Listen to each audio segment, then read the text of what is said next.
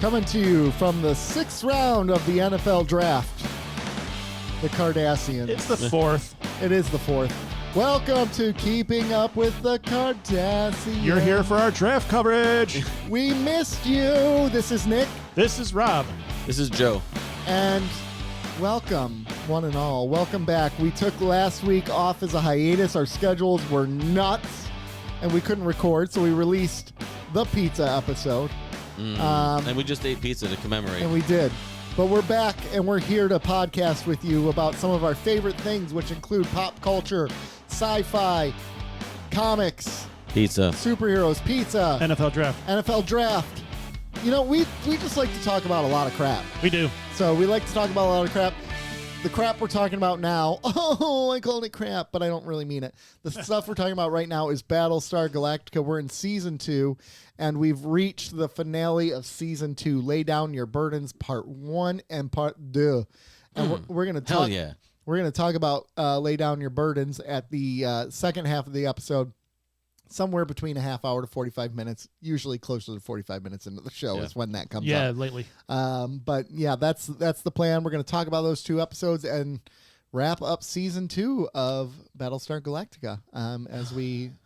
Halfway there, Rob. We're halfway there. Oh, we're halfway there. Whoa, living on a prayer. So, before we get into that, we got other stuff to talk about. We have lots of stuff that's happened in the past 2 weeks. We haven't been together, but stuff is happening in the world. No. When we don't get together, The world stops. No, it doesn't. Oh. Yes, it does. You know why? Because there's an unmovable train called the Super Mario Brothers movie, which now has made over $450 million. They're just printing new money to give to the Mario movie My now. gosh, $450 million. It's How many coins is that? Bing, bing, bing. It's about to bypass Founding Dory. Founding Dory? It's the origin story. Yeah. Finding Dory I like this. on the all-time. It's right now 4th place on all-time animated charts, but it's about to move into 3. What are the top 3? Incredibles 2 is number. Oh, the all-time leader is Incredibles 2 at 608 million, but I don't know what number 2 is. Well, that was anticlimactic. I know. I know it was. So 608 million. I don't think it's going to get to 600 I'm million. going to guess a Toy Story movie. I would have to be, wouldn't you? Toy Story 3, maybe? 3 or 4. I think it's 3. I mean, the thing is, these are all these top grossing movies are all more recent because Inflation. Yeah. Tickets cost more and more people. I wouldn't say the same number of people, but a similar number of people continue to go to the movies. I've said this on the show. I would love to see amount of ticket sales, not box office. Yes. Going back I to agree. as far as Gone with the Wind. I would like to see how many people attended movies then versus now. Tickets sold, not dollars Yep. collected. This makes sense. You know what number 2 is for domestic box office? Frozen 2. Oh, 477 million. Okay. So You know what? We may have mentioned that on one of the previous couple episodes that we discussed the Mario movie, because I remember hearing Frozen 2 when discussing this. just let it go. Okay. That wasn't in Frozen 2. I know. That was Frozen 1. I don't care. I don't remember any songs from Frozen 2 Nobody does. Nobody does. because it wasn't that good. Well, $477 million worth. That doesn't mean it's good. Yeah. The highest grossing Toy Story movie is Toy Story 4, by the way. Yeah. Domestic made 434 My guess is it goes 4, 3, 2, 1. 4, 3. Where's Toy Story? Toy Story 2 is down at 53 at 245 million. People were traumatized Toy by the movie. That's why. 4, 3, 2, 1. But again, you're going by box offices and inflation, right? So what a sturdy limb I went out on that. Yeah, right? yeah. Gosh, that's pretty But fun. I agree. I think they should retroactively change all the box office numbers to tickets sold. I think that's a more truer representation Of how the theaters are doing. Absolutely. Or adjust for inflation. Like factor that in somehow. Like They have adjusted for they inflation do have numbers. that out there, but I think the easier 1-to-1 without having to do too much math is just do tickets sold, tickets sold. Plus, it really tells you how movies are doing. Yes. How many butts are in the seats. Right, because if you do domestic box office and you sell 100 tickets in New York City versus 300 in Salt Lake City, New York is probably going to have a higher box office count. than Salt Lake City, but more tickets were sold here. Right. But then again, the almighty dollar is what studios go by. They don't go by, I've sold X amount of products. They said, I've sold this much money's worth of product. Right? I don't know. Analysts like raw numbers too. Do they like it raw? They do like it raw. No lube, no protection. They like the They raw just want the numbers. numbers. Yeah, it's The numbers all up in their eyes. and this is all to say that Mario is an unstoppable juggernaut, and it's going to take over the world. So deal with it. And if you haven't seen it, congratulations. You're one of 5 people. I haven't seen it. Rob hasn't seen it. There's 4 others like you. Yeah. But next Is it for principal No, at this just point or just No logistics? time and no interest. Yeah. Gosh, no interest. It's so huh? No good interest. though. It's Really? so good. Not I wouldn't say it's Not so good, but it's good. It's worth seeing. not interest enough to go to the theater to see it. I think it's That's fine. fair. It's fine to see at home, right? It's I not agree. one of those movies. I think that's fair. I wouldn't really go out of my way to go see it now in the theater. If you haven't seen it at this point, I wanted to see it like right when it came out. right. But once I got past that initial weekend, I don't know that I would have any interest in seeking it out in the theater. I could just wait it out. I think I subconsciously asked myself, is this a movie that would benefit from the big screen? that's a good It's what point. I never thought about until that's a just good now. question. Because like even Bullet Train, you wouldn't think that'd be one I wanted to see at the theater, but to me, there's a benefit of seeing it on the big screen. Well, there's something action movies in Action general. movies on the big screen are just they hit different. Yeah. Yeah. Like Guardians of the Galaxy, I'm not super excited about that one, but I'm going to go see it because that's one that I think begs to be seen on the big screen. Right. And I'll still be there. Superhero movies are like big and bombastic, and they just scream Mr. big screen. Bombastic. They just scream big screen to me. There's very few movies that I'll actually go to the theater to see that aren't action or that kind of train, because like a comedy for the most part, I'll enjoy it just as much as at home. I think the last comedy I truly enjoyed in the theater, because the theater was packed and people were cracking up, was 40-Year-Old Virgin back in the day. That's a long time That's a ago. long time ago. There's not many comedies I see in the theater, because none of them. Like if you go into a theater, What's the last comedy I saw in the theater? Yeah, That's a great question. I don't know. Think about it. If you go to a theater to see a comedy and people aren't laughing, it hurts the experience. Well, for sure it does. So I'd rather watch it at home alone, and determine if I think it's funny or not. But like if I'm laughing at the theater and no one else is laughing, I'd be like, "What's wrong with these a-holes?" You know. So I avoid. I'm trying to think. Immediately, what comes to my mind is like stuff from like the late like American Pie movies, like maybe like American Pie 2. I'm gonna look up highest grossing comedy movies, or maybe Superbad. Did I see Superbad in the theater? Oh, I didn't see that in the theater. I ended up watching it at home.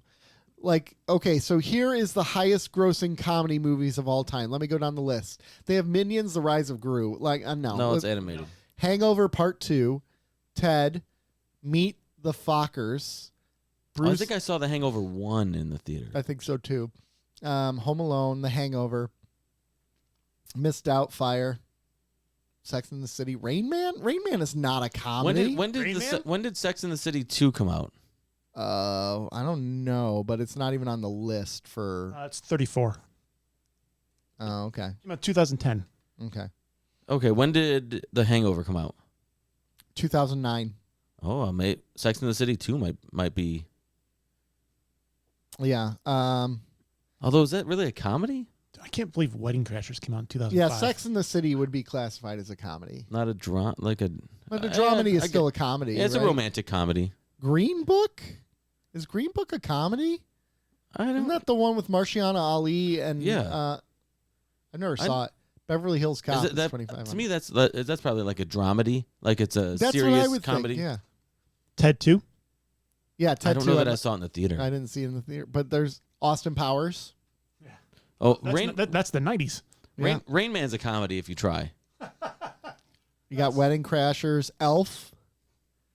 So you're Bridesmaid, maybe? Did I see Bridesmaid? No, I waited. I didn't see it in the theater. See, there's not many comedies that I'm drawn to the theater. Same thing with dramas. It takes a lot, because to me, the joy of the theater is it's the best sound you're going to get. It's the best visual you're going to get. And when you're talking about a drama or a comedy, you don't need incredible sound. You don't need I think incredible. that all depends on the director too, because if it's someone who's very cinematic in their approach, Yeah. I think that adds value to it if you go to see it on the big screen.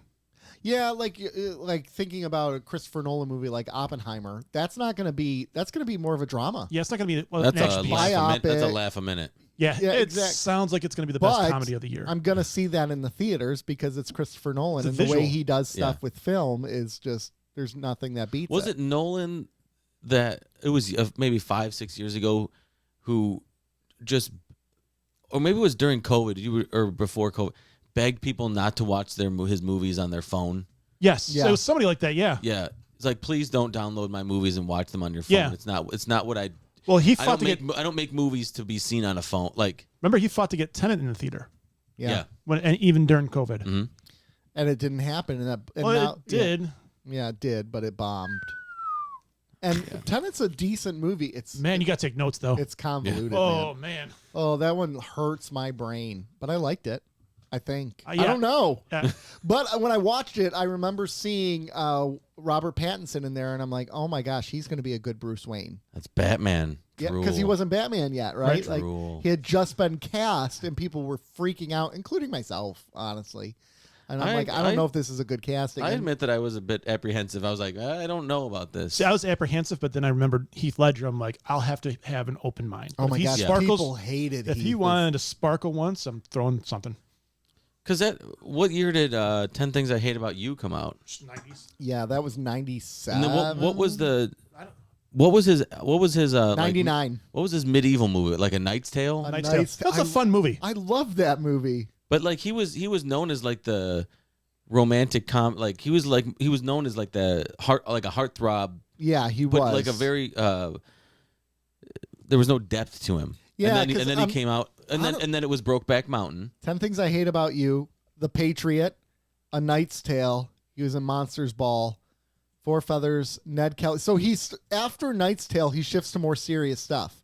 Was it Heath Ledger that was in Brokeback Mountain? Yes. It was Yes, him and Yeah, Gyllenhaal? him and- Jake Gyllenhaal. he was in Lords of Dogtown, The Brothers Grimm, Brokeback Mountain. Was that after Casanova. Batman? Was that after Dark Knight? No, No, 'cause he It was died. before. 2008 was The Dark Knight. Brokeback Mountain was 2005. And then the final movie he was in was The Imaginarium of Dr. Parnassus, which was the weirdest movie in the entire world. I never saw it. Oh my gosh, it's so weird. I don't even know what happened in it, honestly. I just like to imagine that he went out as a Joker. Yeah.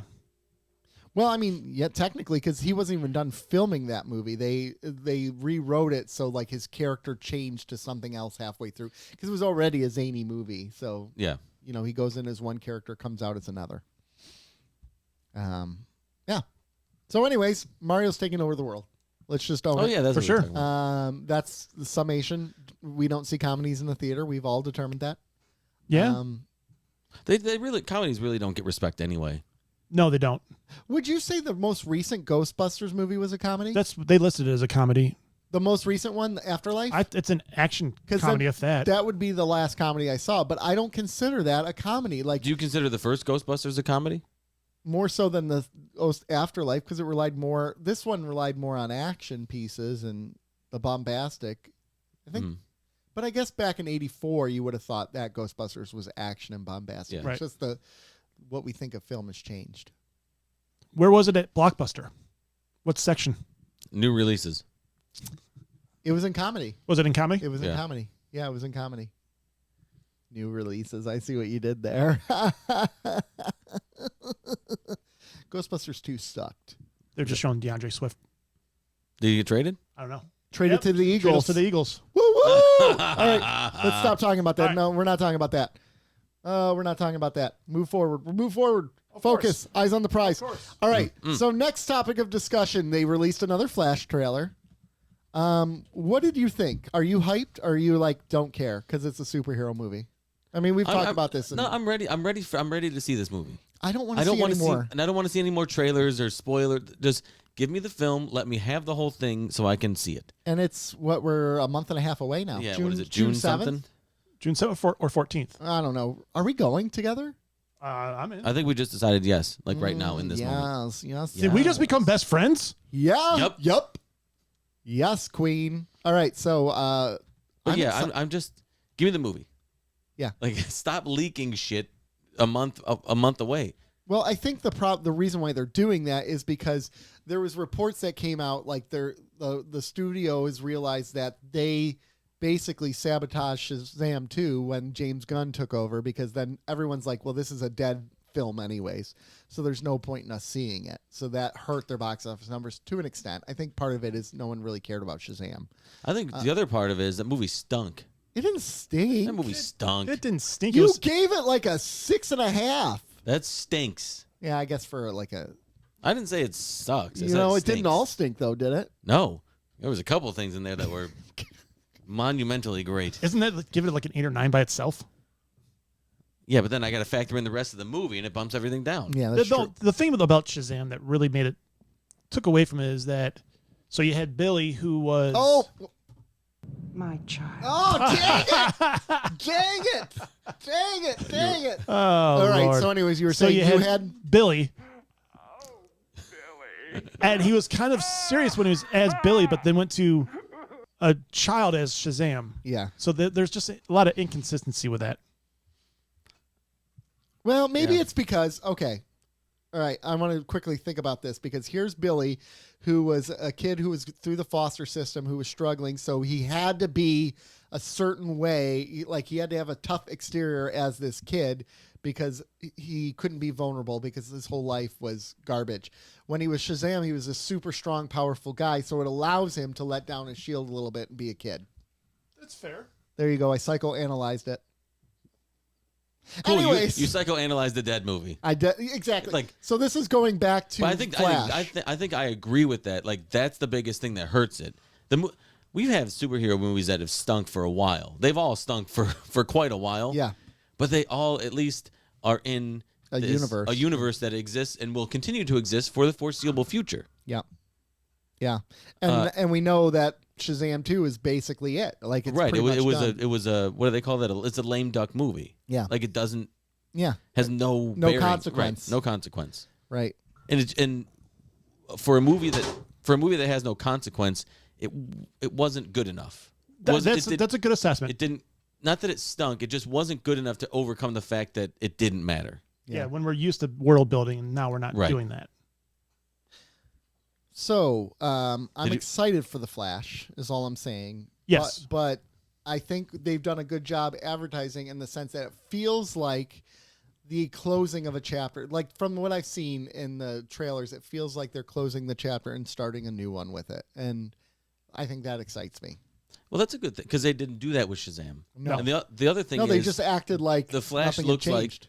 what I just said. The Flash looks like a movie that can overcome the fact that that it's going to exist in a dead universe. It can overcome Ezra Miller too, right? Right. And I think I remember us sitting on here 6 months to maybe a year ago saying, just release it right to HBO Max. Like this is a dead movie. But I feel like they're doing okay with advertising. We'll see when the box office comes. So, and then here's my question. What would you view as successful in the box office for this film? What does it have to make to be successful? Let's put this into perspective. If you go off these reviews, it's got to be damn near close to Bill. Okay, because I don't know let about me a billion. let me give It's not you going to make $1 billion. Based off these reviews you're hearing, too. Okay, Like everyone's saying, it's a we're talking domestic. Okay. Okay, so let me put this into perspective. The Batman made $369 million domestically. Wonder Woman made $412. Joker made $335. Aquaman $335. Batman versus Superman $330. Man of Steel $291. Suicide Squad $325. It's got to make more than the Batman because it should be more accessible than the Batman. Oh, I would disagree. How much did the Batman make? You said $369. I don't think it's going to make that. No, I don't think so. I think $300 million. I think it's got to make more than that to be successful. I think I think $300 million is very successful. I think anything over 250 is going to be. We're With how much talking money about they spent on this thing? We're talking DC. Yeah. So I'm talking DC as well. I know, but that's why I'm saying like $300 million is successful for DC. I think. What did you say? 330 something? 336 or 339 for the Batman. That is. That's going to be hard to top. The Batman was very hyped, even more so than this movie. And I was ecstatic for the Batman to come. And it was out. a very different Batman than we'd ever seen, and it was Yes. a different superhero movie than we'd ever seen. including The Dark Knight. The Flash, And I'm excited for it, but it looks like superhero movie. it does. It doesn't look any different. I don't know how much this will affect the box office or whatever, but the Batman had no red flags attached to it. Yeah. Nothing like Ezra Miller. No real moral questions on whether or not the movie should have been made the way that it did. And we have that with The Flash. Yeah. Maybe not to the extent that it's going to affect the box office bigly. Yeah. But Hugely. the Batman was just like morally, it was a cleaner movie. Yeah. Now, here's what I will give you. Marvel movies that are in the 300 million range, okay? Because I think that's where we need to gauge this. Because I think that's what we're looking at. I know you disagree. You think 400, 500 million is where it needs to be. For them to be viewed as successful, yes. 400 to 500 million in the Marvel range is Black Panther, is Avengers Age of Ultron, is Doctor Strange and the Multiverse of Madness. 300 million for successful, though. These are the 300 million Marvel movies. Iron Man 2, 312. Thor Ragnarok, 315. Deadpool 2, 318. Iron Man, 318. Guardians of the Galaxy, 333. So, judging by that, yes, I think at 300 million, it would absolutely be successful. Oh, yeah. Absolutely. I think if the Flash makes 300 million, I think it'll be an overwhelming success. Yeah. How much domestically, how much did Mario make? 450? 450. It's at 450 right now or Yeah. something like that. Yeah. So It's now in the... So what you're saying is can the Flash make 2/3 of what Mario has done? Yeah. I don't think so. Mario is we just called it a juggernaut. Yeah. Right? That's fair. That actually, I keep on, yeah. But it's not going up against anything. What is the Flash going up against? Let me It's see. probably going up against a lot that time of year. Is it Mission Oppenheimer- Impossible come out that time? Or Oppenheimer's in July, right? Mission Impossible's in July. So it might hit this window right before the blockbusters. I know it's still June though. June. It's a good time. It's a good time to release a movie, though. They don't Summer- release movies like they used to in the summers. That's though. Like they space them out. Here's June. Spider-Man Across the Universe, the Spider-Verse on June 2nd. So that's going to be a juggernaut. That'll draw. Yeah. Transformers Rise of the Beast is June 9th.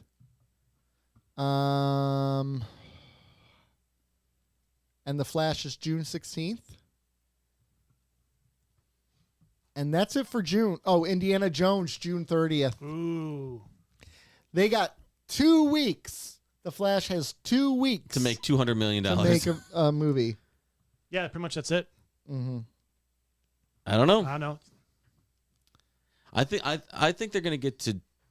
I don't want to say that they're going to get to 200 because I don't know that they are, but Well, I would think it would get to 200. Black Adam made that, for the love of God. that's true. But Black Adam didn't go up against anything, really. I think 250 and you're a success. Everybody go out and have drinks. Yeah. You make 250, you're good. Mm-hmm. You make 300 or 350, around what Rob's saying. I think that's an overwhelming success, like way beyond anything. Yeah. DC just doesn't do the numbers that Marvel does. Mm-hmm. I agree. That said, the trailer looked good. Well, everything that they've put out, that they've leaked, looks. It just, like I said, I want to see the movie. Just give me the movie. Well, it's like kind of how I felt about the draft last week. I'm like, just let's get there. Oh my God, Can't we mock get there? draft after mock draft, Yeah.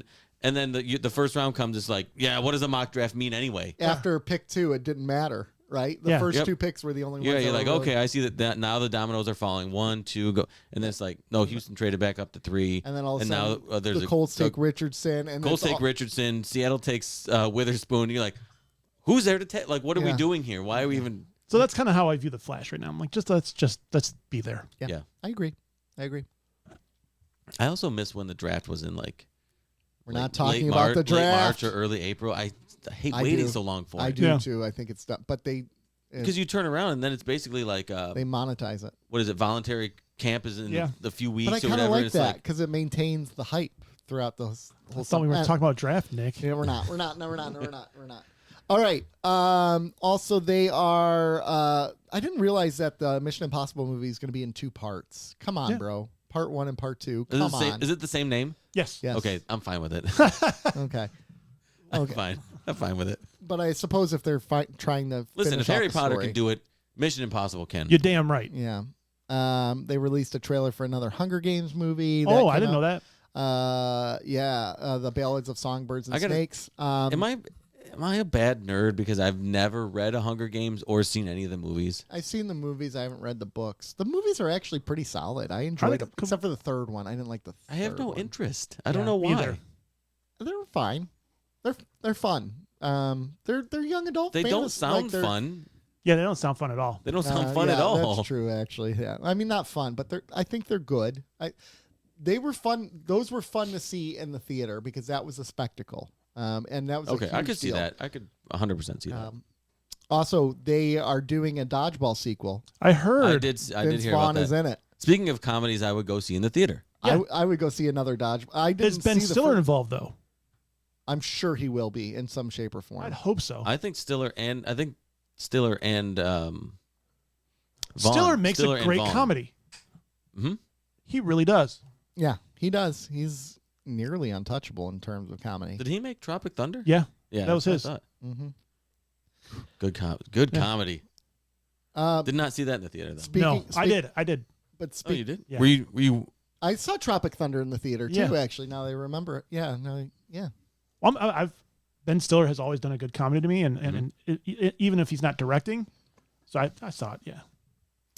James Gunn has also said that Superman Legacy will not be a comedy. Thank the Lord. Right. Were we worried about this? Well, yeah. Marvelized. Yeah. You think about it, because I mean, really, a lot of those are Thor Ragnarok, Oh my gosh. Which Thor was Love and Thunder. Love and Thunder. Ant-Man. Ragnarok was amazing. Love and Thunder. But really, have we done this to death? Where we talk about the difference between Marvel characters and DC Yeah, characters? we have. We've done this whole yeah. bit. DC, the comedy in DC is more. It's a bit darker comedy. It's a more adult comedy. It's Situational. It's situational comedy. They're not. It's not like sitcom comedy. Whereas Marvel is like a sitcom. What's your superpower? I'm rich. I would say Marvel is sitcoms But with that a was laugh. pretty good line. Marvel is That sitcoms was with a pretty laugh good line. with a laugh track, and DC are sitcoms like Modern Family or The Office, where there's no laugh track and you have to kind of decide if it's funny or not. And when Yeah. you do, you laugh. Yep. You're not told it's funny. Right. Yeah. Did you know there was a Twisted Metal series coming out? I just learned about that yesterday. I had no idea. I didn't know about And that. Anthony Mackie's in it. Yeah. Oh. They released a teaser. It's going to be on one of the multiple streaming services. I mean, I went from like not knowing this was even in a thought to seeing a teaser for it. yeah, I had no idea. Yesterday it was like Twisted Metal teaser. I'm like, ooh, a new From game. the I'm like, writers of Deadpool. right. I mean, that's. Have you ever played Twisted? Oh, you're an Xbox guy. Yeah, I Right. am. Go to hell. He's one of those. Yeah. Those people. That's hilarious. Speaking of though. Xbox versus PlayStation, that Metal Gear Solid's getting a remake. You posted that, right? Yes, I did. Or is it it's a remaster? It's like a re. I think it's just a whole cleanup and Yeah. redo and make it look nice and pretty. Oh, is that all they're doing though? They're not actually remaking it. But They're have you ever played the first game, Metal Gear Solid? No. So he's one of those. Okay, one of those. then so you have no clue. No clue. It'll be probably the best game you've ever played. For sure. It would change your life. It will. I will It bet. changed my life. Literally, it changed my life. I will bet money you will say this is one of the I was greatest trying to games think I've of a ever really played. bad video game and be like, I don't know. Have you ever played? Can you and name anything for Xbox? no, because you're just gonna say it beats it. No, Halo. you said I'm trying to think of a bad video game. Name anything for Xbox. Well played, sir. Yeah. Well played. Well played. Well played. Fable. Fable's a good game I heard though. that was a good game. The concept was good. It came out on Xbox, so Yeah. It came It out was for the no PC. Zelda. It came out for the PC as well. yeah. PC stands for piece of crap. What is wrong with you?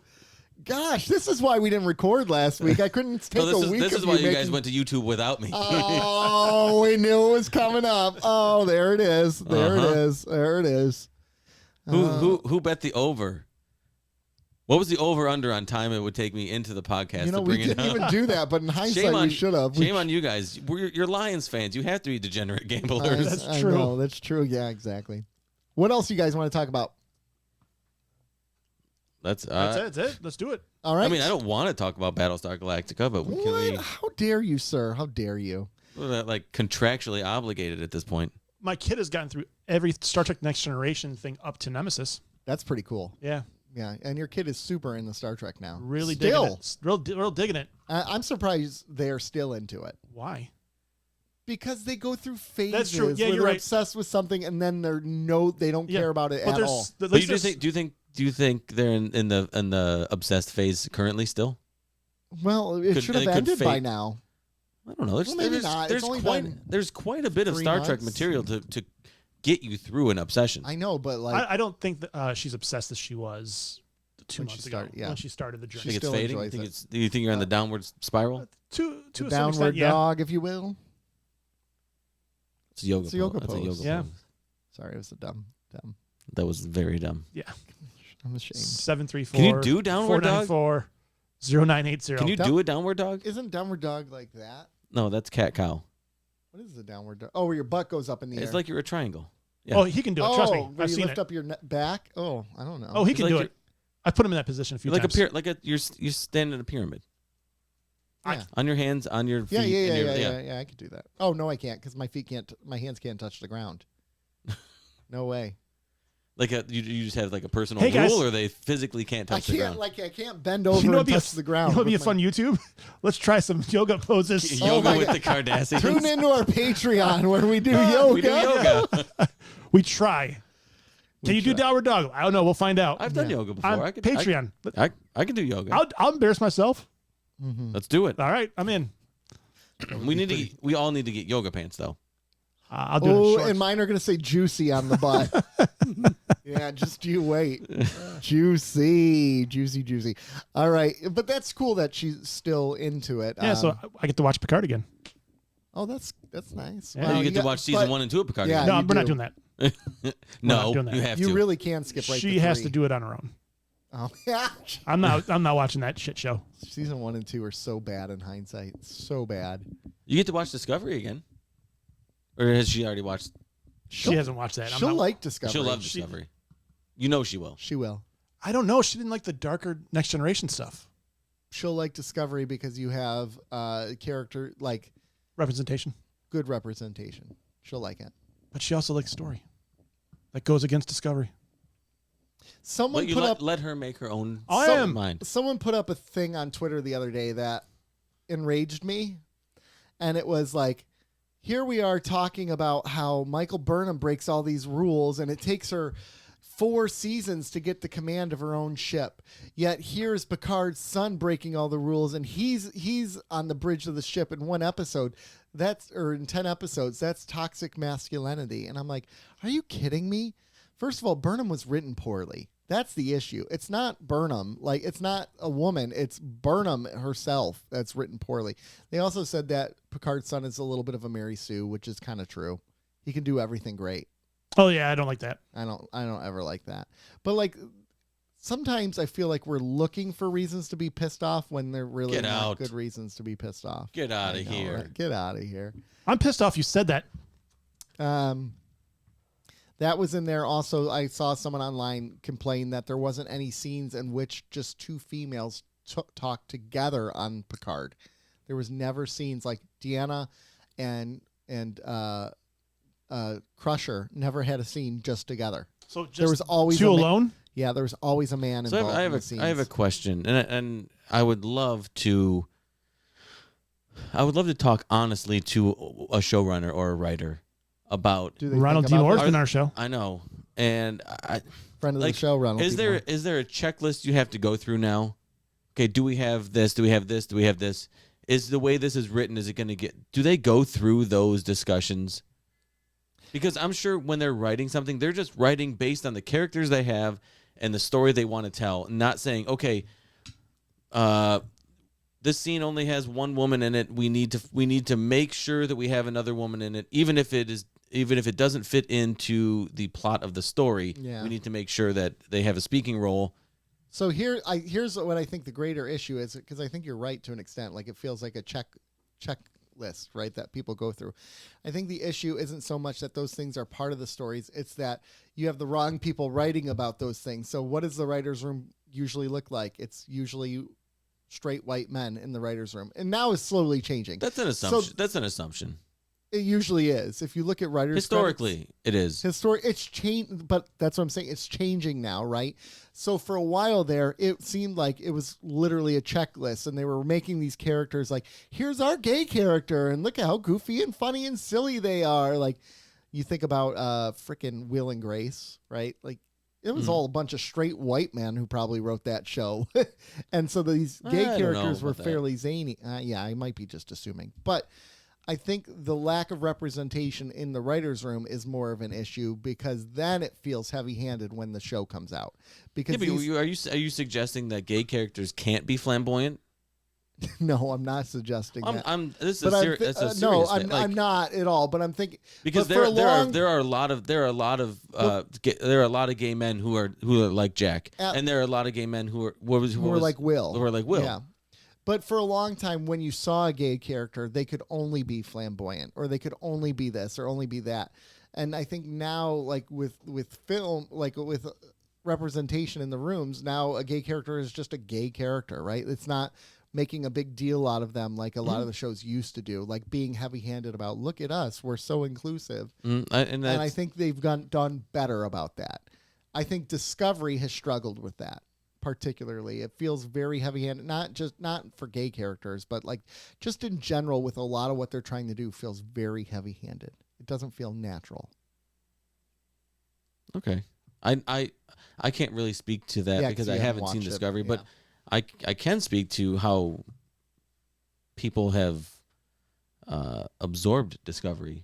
And there is a fact. It's almost like there's two factions, right? Absolutely. There's like people that absolutely love it, yeah, and people who are I don't mean it this way, but like who are like you guys who are like, yeah, the story's not there. You're critiquing other things beyond who the characters are and what they look like. Yeah, and unfortunately, because there's also a third category that does judge it upon that. Oh, there are absolutely there is a third faction where they're just like, there's too many gay characters. There's nobody this. I don't like it. Why do we have a female captain again? It's not real Trek.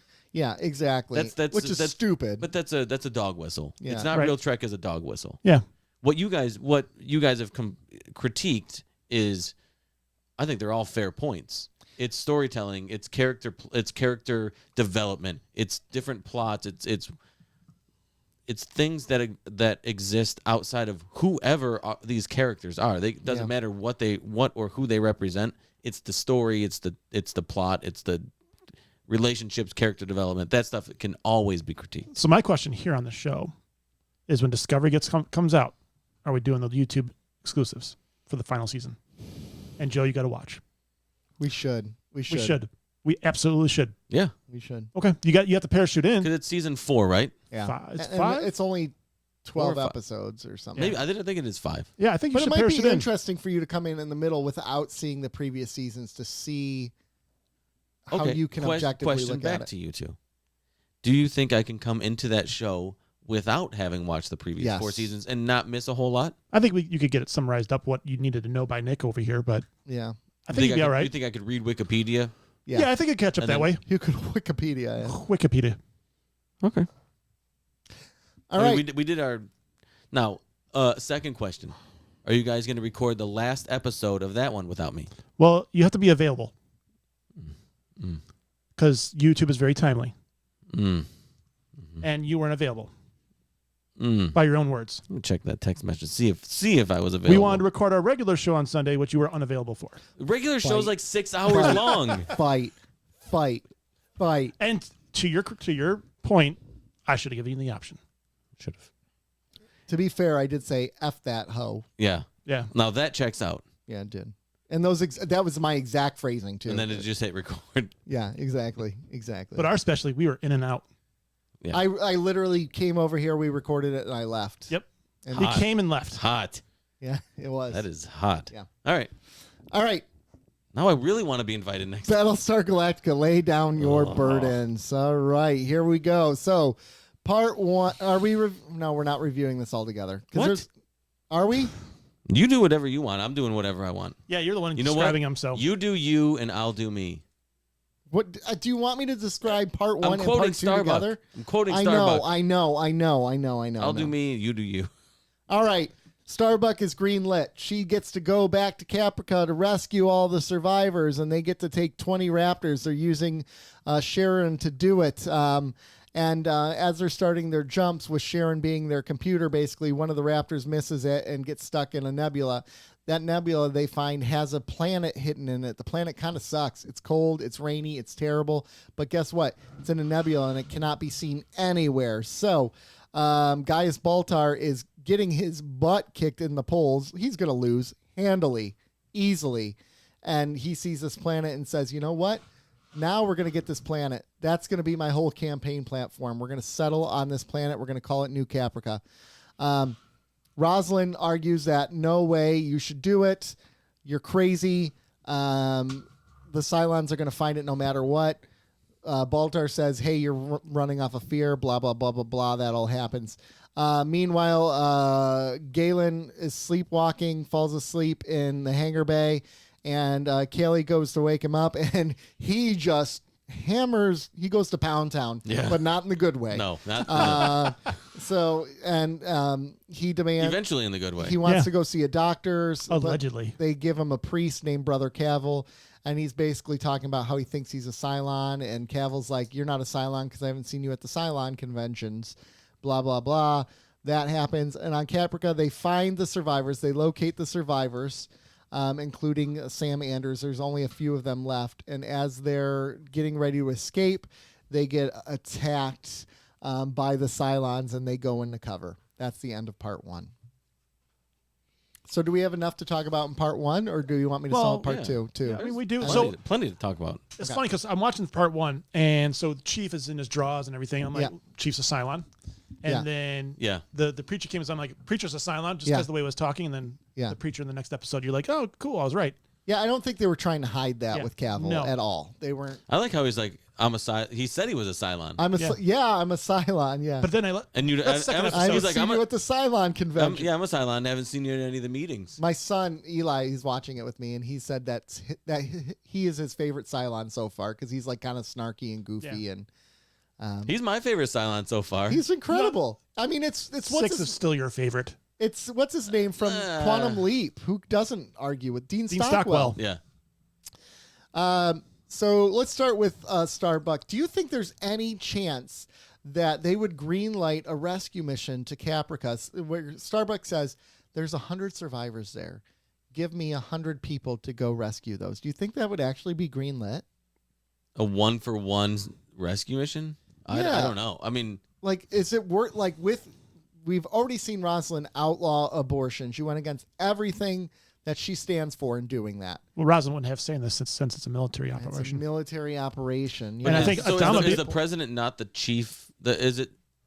Yeah, I'm sort of equating it to chief of staff, U.S. politics. Yeah. Like, is she not the commander in chief? Well, remember, I think they've done a clear separation of military. I wouldn't say clear, but I'd say there's a separation because earlier he said, military operation falls under me. That's a military operation. Yeah. Okay. So I think Adama's the right person to appeal to in that situation where he wants the people. Emotions. He wants the people. He wants to rescue his people. Don't leave anybody behind. Yeah. Ironically. So Starbuck is just cool now? She's just better? No, she doesn't seem better. I think she feels better. She seems better. She seems like she's got more of her shit together. Oh, no, I think in the second episode, you see she's still back to. She is, but but now we're like, it was just immediate. Like, oh, now she's back to leading missions, and But there was nothing she did on that mission that seemed like she was competent. Like there was nothing that made her seem incompetent either. Right. Everything. I don't think that, for the most part, even when she's incompetent, she doesn't look outright incompetent. She just makes bad calls, and she's letting her emotion cloud her, right? So she's not actively really bad at her job. She's just not good at it right now. She made bad decisions. Yes. She has become so annoying. Unlikable right now. I mean, So this is the part where they get back to Galactica, right? Her and Anders come back, and they're That's episode 2. That's episode 2. The end of episode 1 ends with them under fire by the Cylons. Oh, that's right. Okay. Yeah. All right. That's why I said, do we just review it all together? But no, we you got to hold that thought. I think there's 2 different grades. Okay. Well, you got that. But I don't think there's much in the first episode, to be honest with you. There is some good stuff. We have the debate between Rosalind and Baltar. In the first episode? Yeah. I mix them both up because I watched them back to back, and it all seemed like one big. We're long episode. We're gonna review them together. That's what we're gonna do, and then you can rate them separately. Sure. Okay, fine. We need to stop doing this with part 1s and 2s. We should just assume if they have the same name. Okay, if they have the same name. Okay. If they don't have the same name, they're 2 different episodes. Right, so we're gonna sum this back up. Okay, so we were talking about Starbuck, but let's continue. Part 2. They've had a long standoff on Caprica. In fact, it's been like 18 hours. But the Cylons have disappeared. They're just all gone. They just left. They stopped bombing. At the fleet, Kaylee's doing okay. She goes to see the chief, and the chief is like, I'm so sorry. And Kaylee's like, I forgive you. And he's like, I don't deserve your forgiveness. And she's like, but I care about you, chief. She more said, join my sex cult. Yeah, she didn't say it quite as eloquently as you did. No, join my sex cult, because she's actually in a sex cult. Hot? For real life, and it's not good. Oh, she was. She was. Nivix or whatever it's called. I think she's officially out, but like, anyways.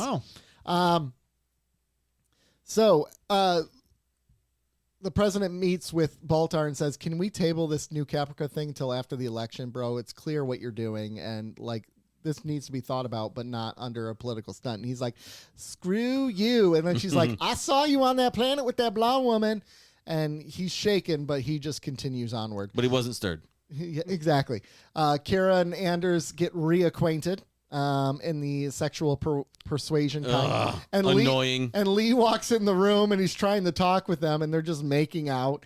And it's pretty clear that Lee has something for Kara still, and Kara has something for Lee, because then she makes a crude comment about D, and he just basically leaves. Rosalind meets with Brother Cavill's twin. They find out there's another Cylon, and he's basically like, I'm not a Cylon, and then they see the other Cylon, and he's like, oh crap. That's my favorite part of the episode. That was hilarious. That was really good. That was genuinely funny. Yeah. I think that was the funniest moment in the entire series so far. You're right. Oh, Dean Stockwell, he's a treasure on this whole series. So anyways, they basically admit that the Cylons have 2 war heroes, which are Boomer and Caprica 6, have convinced all the other Cylons what they're doing is wrong. We've basically become you, and we've said all along that you guys suck because you're violent and everything, and now we're violent. So like, what are we doing? So we need to stop. So they said there's a truce, and she's like, great, airlock the bitch. So they airlock the bitch. There's 2 of them. On election day, Baltar has a lead because his whole platform is on, we're not going to run anymore. Let's settle on a planet. And people are desperate, right? They just want something they know. Even a shitty planet. So he has this big lead, but in the background, Tori, Duala, and Ty, with the blessing of Rosalind, have fixed the votes. As Gata's counting the votes, he sees the discrepancy. Ty's like, I got this, bitch. Don't worry about it, bitch. And then Gata doesn't trust him, so he calls the president, calls the admiral, tells the admiral. Admiral sits the president down and says, hey, what's the deal? Why are you trying to steal the election? And she's like, we can't have Baltar be president. Yeah, I know, but it's going to eat you alive if you say no, or if you let him steal the election. So she finally concedes victory to Baltar. Blah, blah, blah. They say it's a tabulating error. Baltar's a cocky jerk, but then he lets it go. Later on, Baltar hooks up with Gina. They get it on, and he leaves to go to Caprica, the new Caprica.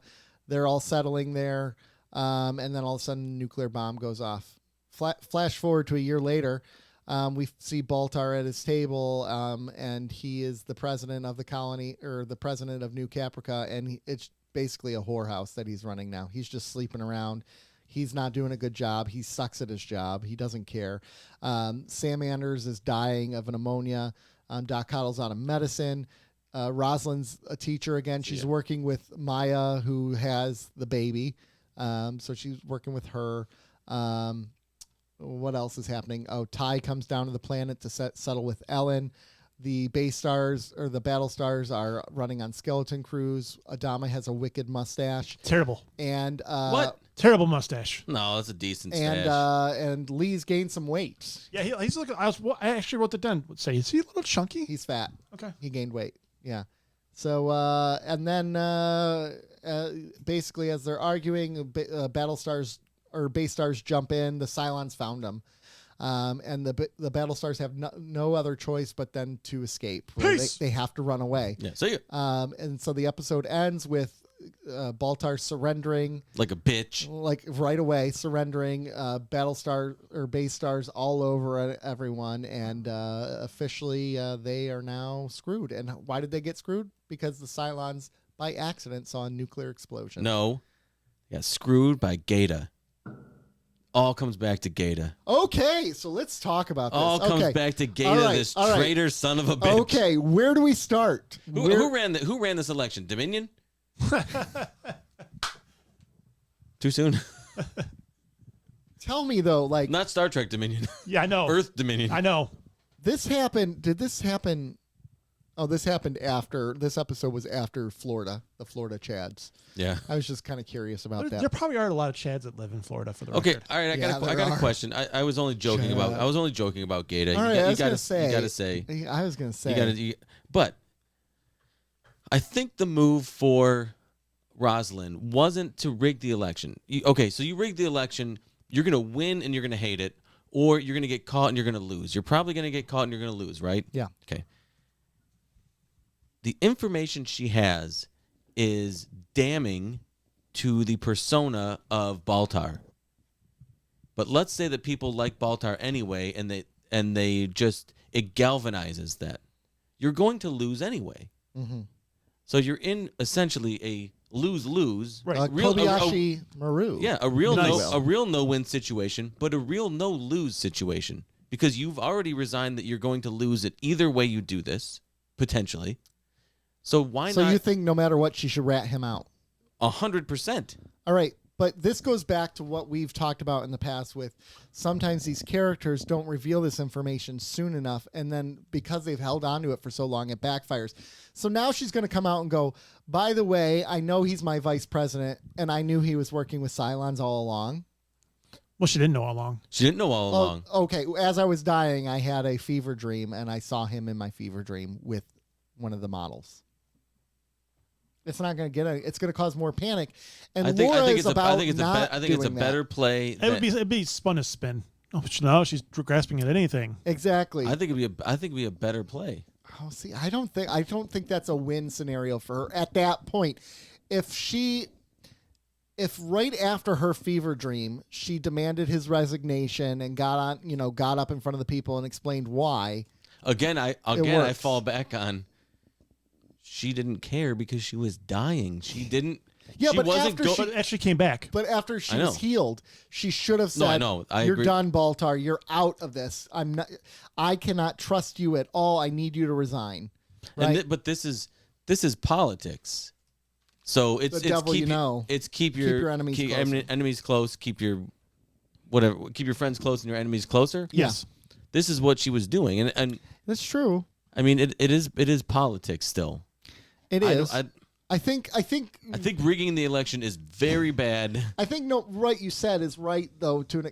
I truly believe this was a no-win scenario for her, no matter what. I just don't think releasing that information at that time. I think that would have caused more harm than good. I think that would have freaked out the fleet. I think rigging the election does more harm than good. Oh, well, that causes a lot of harm, but I think you're talking about a civil war here by her if she does something like this. Like the people are going to basically, like in the past, they're going to split Team Rosalind or Team Gaius, and we're going to have the fleet break up again, no matter what. I don't think so. I do. I think the worst move is rigging the election, and if that didn't do it, then she would have got away with it too if it wasn't for that dang Gata. Actually, if it wasn't for Adama, I'm trying to be so honest.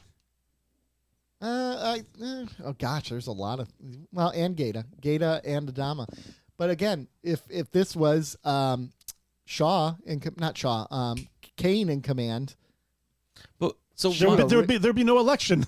There'd be no election. She would just hang them both. Why was there no punishment for those involved? Because the whole point is they want to show that it didn't ever happen. Like they want to pretend like it never happened. Yeah, because Baltar at the end said, So they just said it was like a clerical error, basically. Yeah, basically, and Baltar questioned it, and said he was going to run a. Yeah, the admiral was like, "Shut the fuck up," and so Baltar was like, "Okay." Yeah. Well, he was basically he's like, take your ball and go home. Like just take your win and go home. Yeah. And the look. Do you guys think in that moment when they exchanged that look, Baltar knew? He knows. He knows. Well, he knows that Rosalind knows. But do you think like he's like, okay, because that's what he said. He said I can be very magnanimous in victory. And it's like, okay, you know that if you pursue this any further, you're screwed because you're basically a traitor. Yeah, and you're going against Adama, who I think would ultimately has the voice of the people. Well, at least the military.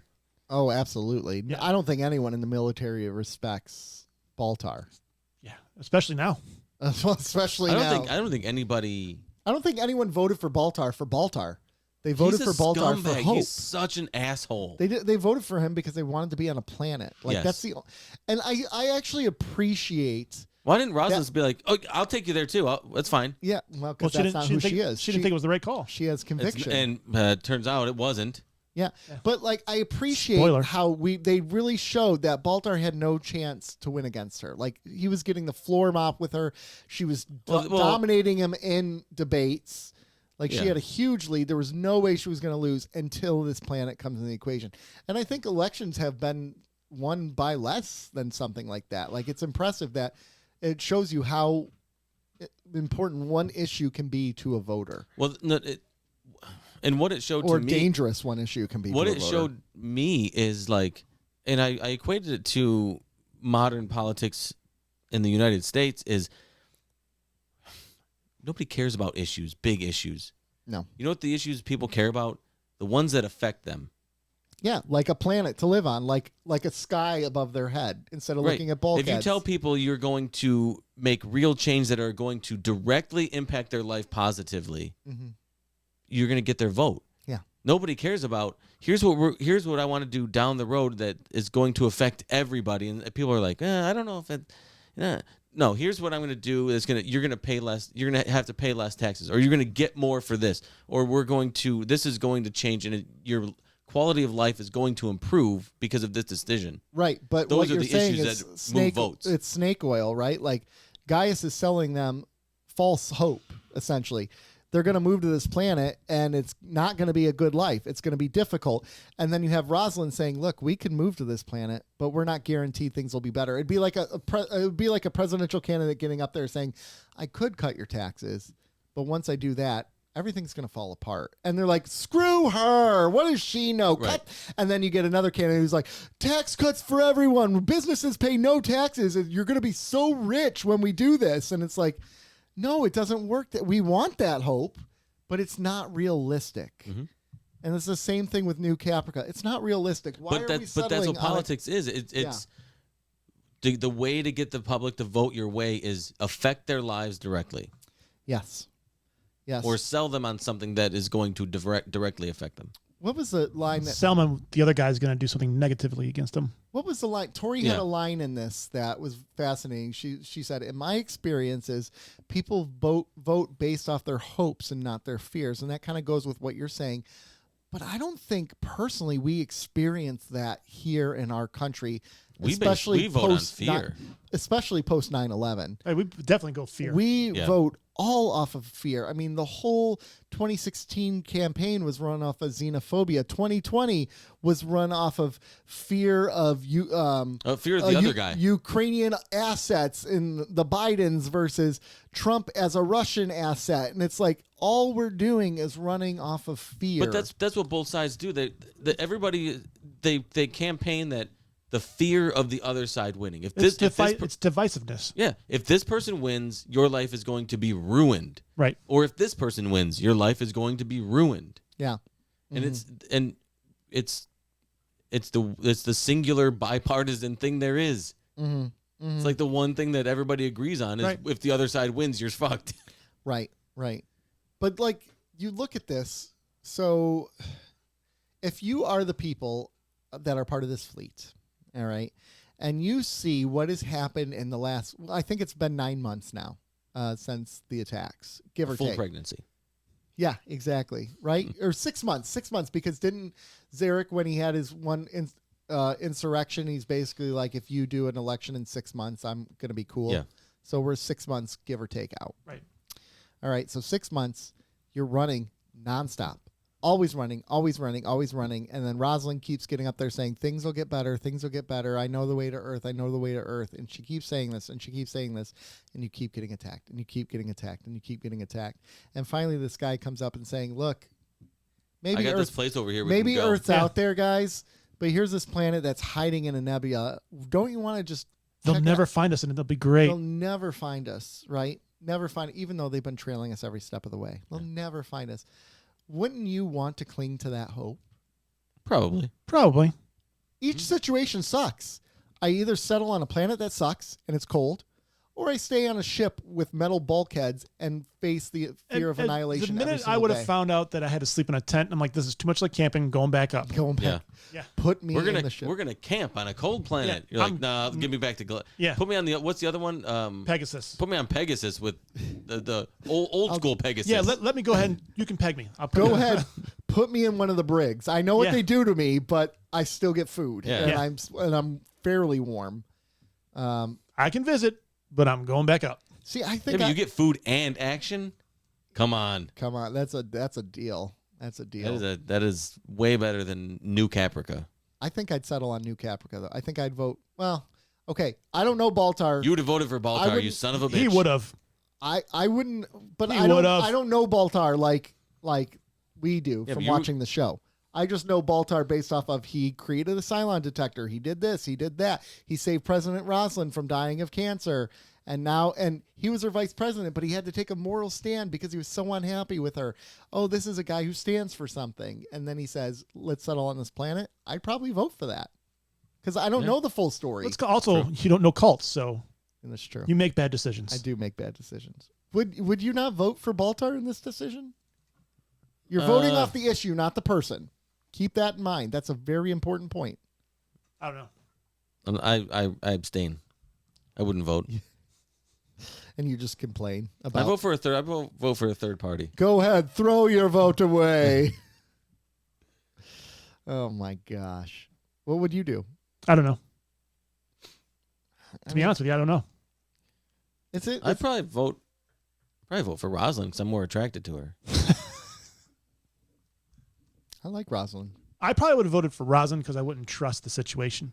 That the Cylons are gone. I wouldn't trust it. I want to believe that I wouldn't trust it, but when you're subjected to what they have been for 6 months, I feel like there'd be part of me that wants to. So you want us to be stationary now? You haven't died, I don't want to be stationed. I don't want to be stuck somewhere. That would be my thing. It's like if we go somewhere, and God's forbid they find us, we're stuck here on this planet. We're fracked. So say we all.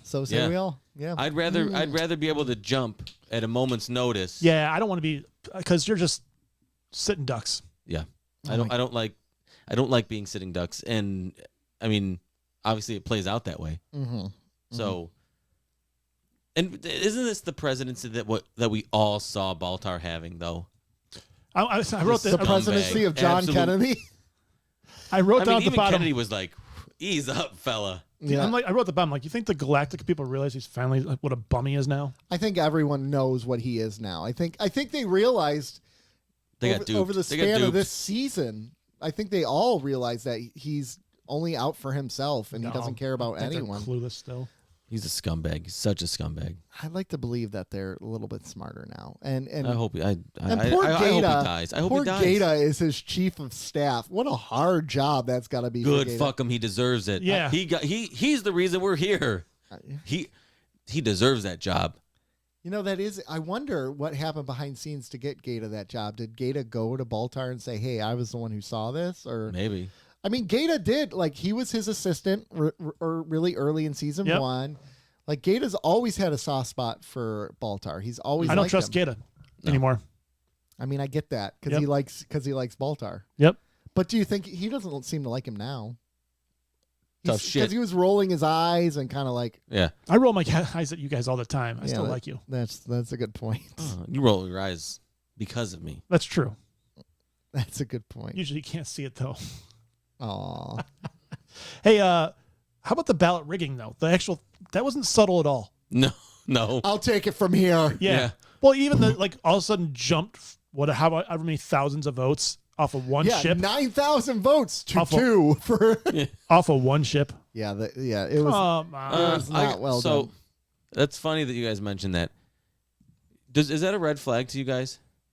No, not necessarily, because again, urban like when you think about urban areas versus rural areas. You know where I'm going with this? Yeah, because when people are like, the votes went up overnight. Yeah, that's because the polls are open later and there's more people. When you have 5 people in your town, it doesn't take very long to count the vote. I know. And I don't know. In some of those towns that have 5 people, they can't count.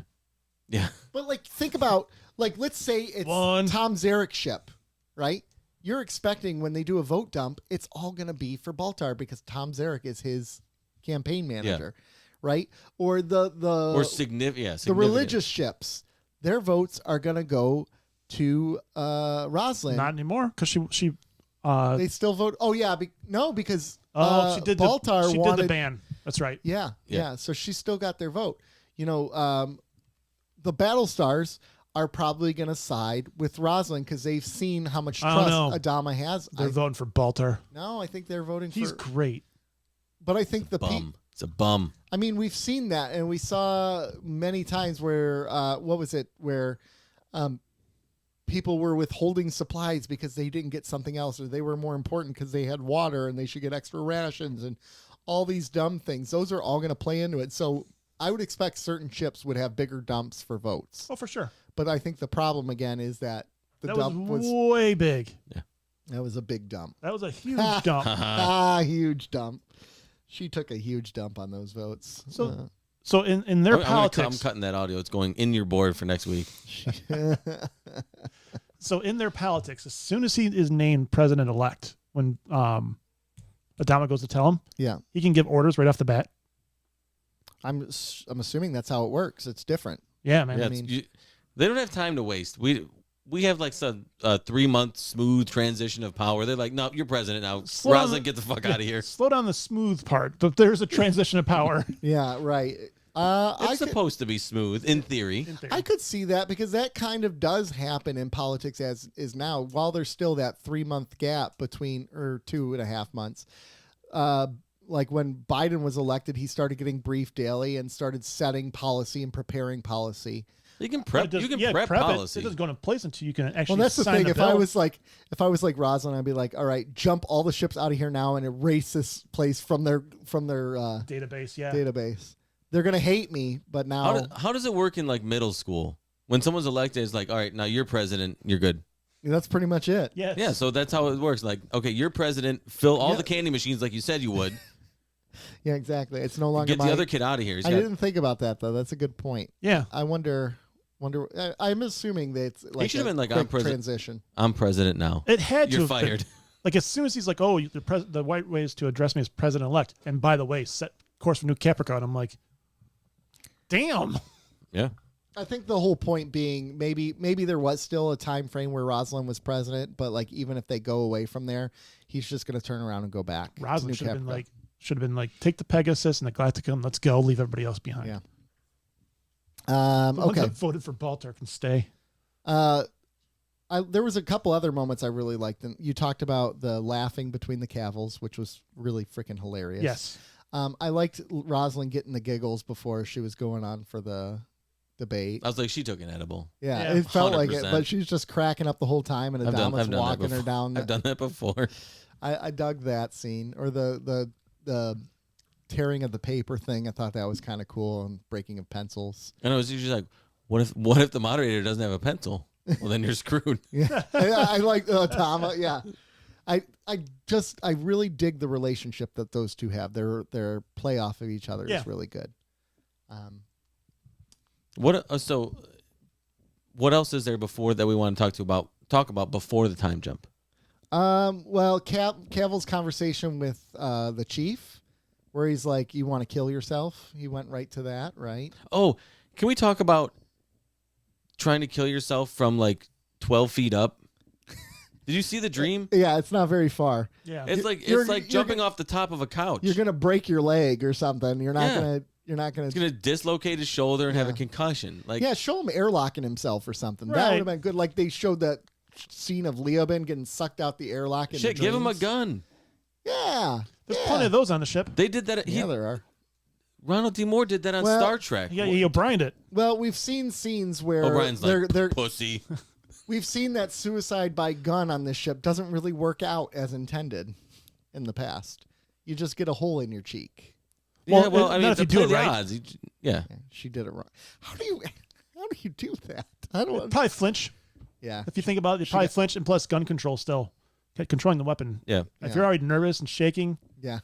I've never done it, but I would imagine it's probably a pretty nerve-wracking thing to go through. Well, when you pull a trigger, you're naturally going to pull the gun to one side unless you're experienced with it. Mm-hmm. Plus, add nerves on top of that and probably some trepidation. That's what you... Should we try? Dibs. You go first, and we'll you go first, and we'll see if. Oh, well, that sounds fun, boys. Like, Jesus, no, didn't work. It didn't work. Didn't work. Rob, you okay down there? And then Nick and I'd be like, we probably shouldn't do this. Let's go get lunch. Yeah. Pizza guys. So Kaylee gets the crap beat out of her, which I thought they did a good job on the makeup on that. They did a pretty good job with that. Immediately forgives the chief, and her reasoning was, "I care for you." All right. And basically said, "I see you're in pain, and you've been in pain a while." She was in pain. Is that ever an excuse? No. Like, okay, he was sleepwalking. She's like, "You didn't know what you were doing." Okay. It's because he's a Cylon. But, like, can you ever be safe around this person? No. No. You're screwed. Chances are this is not a one-off for his little waking dream or whatever it is. Okay, hold on. All Okay. right. Okay. Everybody hates me anyway, so yeah. I'm going to defend Actually, the I think chief. you're probably the most popular one on the show. I'm going to defend the chief in a way. Actually, Nick is. He was sleeping, minding his business. But, like, no. And she just had to come and wake him up. She woke him up. She deserved it. Yeah. No. Oh, my God. No. Toxic. But a couple things. One, if he's in that dream state and if he gets woken up or shaken, he could feel like he's being attacked. But by the time silence be everywhere. And by the time he comes to, he realized as soon as he realized what he was doing, he stopped. Yeah. Yeah. This isn't like I'm going. But I can see why Callie would not feel safe. A part of her wouldn't feel safe. But I really can't hold the chief too responsible for what happened because of one, his mental state, and two, like, scene number one, like the whole the mental state is very like multi-pronged. It's like he's in a dream state and he gets woken up. There are plenty of people who do that and immediately like freak out until it takes them 15, 20 seconds to kind of come to. Especially if you're in that kind of a deep, like, dream state. Mm-hmm. Plus, he's the idea of, like, you know, his mental health. His body did it, but his mind wasn't. He didn't make the decision. Yeah. I'm going to beat up Callie in this moment and then pay the consequences. I don't necessarily look at the chief and be like, you did wrong. He didn't know what he was doing in that moment. I get that. But as Kaylee, to immediately just kind of not immediately forgive. I can get the forgiveness. But, like, we go to the flash forward and they're married and she's pregnant and it's like, it was a year later. What? She said she liked him. I know you beat the crap out of me. I know. Now beat me in another way. Yeah, exactly. Beat it up. Yeah. Let's go to Pound Town for real. Yeah. You know. Jesus. What are you gonna do? Yeah. What are you gonna do? Pound it out. Yeah, it's pounded out. Yeah. They pounded it out, and all of a sudden now they're in a relationship. So it worked for them. Yeah. See. You know, the only thing that I think one of the big problems that this show has going for itself is whenever you bring in a guest star, you almost automatically know it's going to be a Cylon. Right, especially someone like Dean Stockwell. comes on. It's kind of a dead giveaway. Yeah, or like the episode where Lucy Lawless came on. Yep. Oh, they're Cylons. Like, you know they're Cylons. Steve Anders, Cylon. Steve Anders. Oh, Samuel Anders. Samuel Anders. Sam okay. Anders. Okay. Samuel Adams. Yeah. So there is that. Anybody else rooting for Anders to die? I am. I hate Anders. I've always hated That Anders. scene I'm where him rooting- and Kara and Lee were talking, where she was laughing and And she was was drunk. Yeah. That was That's annoying. terrible. So Terrible annoying. scene. I just think I don't care for drunk Starbuck in general. I don't care for No. Starbuck in general. I'm now. actively rooting for things. Which is funny because you used to like her a I lot. know. I Yeah. turned quick because she is annoying. Yeah, she Her has. facial expressions, her little tough guy attitude, Oh, everything, yeah. all of it. I Yeah. cannot stand it. Yeah, she's lost. Yeah. But Lee's also an idiot, too. Lee is. Pining over her right Yeah. now. No, It's like, I was like, get your shit together, Lee. While She's checking a up with bum. D. you're shagging up with D, who's way better than Starbuck. Starbuck is a bum. Yeah, she is right now. I don't like her. She's She a jerk. she will. You know what? Mark my words. I will not like her the rest of the show. Yeah, she's dead to you now. Dead to me. She's dead to you. I'm actively rooting for bad things to happen to her storyline, like Okay. Anders dying. Well, I mean, he's got pneumonia. Good. There's no more I hope, antibiotics. I hope it gets to his lungs. All right, so in this flash forward, let's go to this now. He was We already got in his lung. He had fluid in his lungs. Good. I hope he has a swimming pool in so there. our flash forward to a year in the future.